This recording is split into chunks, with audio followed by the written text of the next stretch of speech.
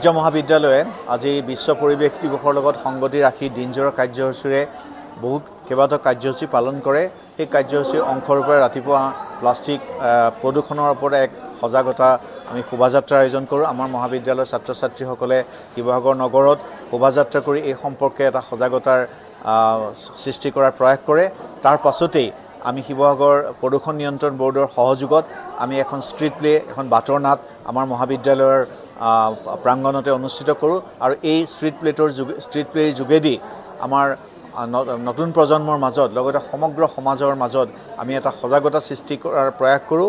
আৰু তাত অভিনয়ৰ যোগেদি আমি প্লাষ্টিকে কি ধৰণে আমাৰ জীৱনলৈ অমানিশা কঢ়িয়াই আনিছে সেই সম্পৰ্কে আমি যথেষ্ট এই নাটকখনৰ যোগেদি গম পাওঁ। তাৰ পাছতেই আমি শিৱসাগৰ ৰটাৰী ক্লাবৰ সহযোগত আমি এটা অনুষ্ঠান অনুষ্ঠিত কৰোঁ। সেয়া হ'ল আমাৰ প্ৰখ্যাত সৰ্প বিশেষজ্ঞ ডক্টৰ সুৰজিৎ গিৰিৰ দ্বাৰা আমি সৰ্পদংশন সম্পৰ্কে আৰু সাপে কি ধৰণে পৰিৱেশৰ ক্ষেত্ৰতো এক ডাঙৰ ভূমিকা পালন কৰে সেই সম্পৰ্কে তেখেতে বিস্তৃতভাৱে আমাৰ কেইবা শতাধিক ছাত্ৰ ছাত্ৰীৰ আগত এটা অতি সুন্দৰ বক্তব্য উপস্থাপন কৰে আৰু তাৰ লগতে এটা মতামত বিনিময় অনুষ্ঠান কৰে।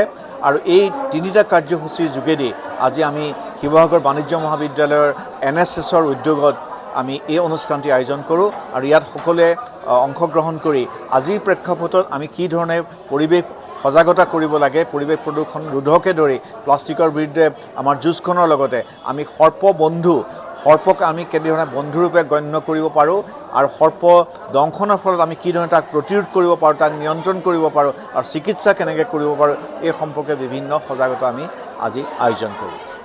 আজি কমাৰ্চ কলেজত তেওঁলোকে বিশ্ব পৰিৱেশ দিৱস উপলক্ষে এখন সজাগতা সভা অনুষ্ঠিত কৰিলে আৰু ছাত্ৰ ছাত্ৰীসকলক অলপ মত বিনিময় কৰিলোঁ। আৰু ধৰক আমাৰ ডিমৌ গ্ৰাম্য হস্পিটেলৰ মডেলটোৰ বিষয়ে আমি ক'লোঁ আৰু লগতে আমি সৰ্পদংশন কৰিলে কি কৰিব লাগে, কি কৰিব নালাগে সেইখিনি আমি আলোচনা কৰিলোঁ।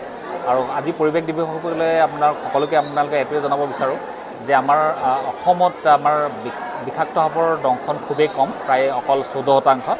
আমাৰ যিখিনি সাপ আছে প্ৰায় আমাৰ পৰিৱেশত যিখিনি সাপ আছে সেইবোৰ বিষহীন সাপ আছে। চ' আমি সাপ দেখিলে কেতিয়াও আপোনালোকে মাৰিবলৈ উদ্যত নহ'ব, কাৰণ আপোনাৰ এই বিষহীন সাপবোৰ যদি আমি মাৰি দিওঁ তেতিয়াহ'লে মাৰি দিয়াৰ লগে লগে কি হ'ব, বিষহীন সাপৰ সংখ্যাটো আমাৰ নাইকিয়া হৈ যাব আৰু মানে সেই ঠাইটো পূৰণ কৰিবলৈ বিষাক্ত সাপবোৰ আমাৰ তাত আহিব পাৰে। চ' এতিয়া আমাৰ অসমৰ বিষাক্ত সাপৰ দংশন হাৰ মাত্ৰ 14%। কিন্তু যদি আমি বিষহীন সাপবোৰ এনেকৈ যদি মাৰি দিওঁ আৰু তেওঁলোকক যদি ধ্বংস কৰি দিওঁ তেনেহ'লে বিষাক্ত সাপৰ দংশনটো আমাৰ অদূৰ ভৱিষ্যতে 30% বা 40% হ'ব পাৰে। কাৰণ আমাৰ নেশ্যনেল যিটো বিষাক্ত সাপৰ দংশনৰ হাৰ মাত্ৰ 30% আৰু আমাৰ অসমৰ 14%। চ' এইখিনি আমি কথা বুজালোঁ আৰু কি কৰিব লাগে, কি কৰিব নালাগে, ধুব নালাগে, বান্ধিব নালাগে আৰু সৰ্পদংশনৰ পিছত ক'ত যাব লাগে, কেনেকৈ যাব লাগে সেইখিনি আমি আলোচনা কৰিলোঁ। আৰু তেওঁলোক আমাৰ উঠি অহা ল'ৰা ছোৱালী তেওঁলোকে কমিউনিটিক সজাগ কৰিব বুলি ভাবিছোঁ আৰু সেই সজাগতাই আমাৰ মূল। কাৰণ ৰাইজ যেতিয়া হস্পিটেললৈ আহিব উইদিন 1 ঘণ্টাৰ ভিতৰত আহিলে যদি আমাৰ হস্পিটেলত উপস্থিত হয় তেনেহ'লে আমি ৰোগীগৰাকীক আমি বচাব পাৰিম। যিকোনো খবৰৰ বাবে যোগাযোগ কৰক 7099017330 লগতে 7099017110 নম্বৰত।